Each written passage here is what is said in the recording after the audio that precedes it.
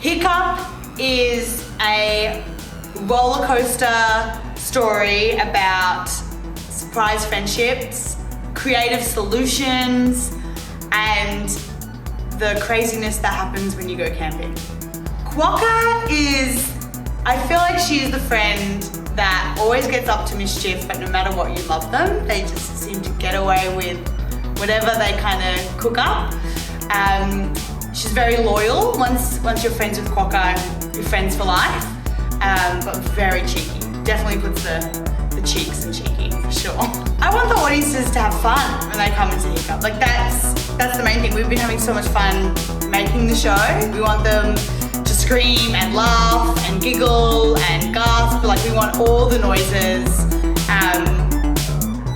I know myself, I've totally missed having live audiences. So give us all the noise, come and have all the fun. That's what we want.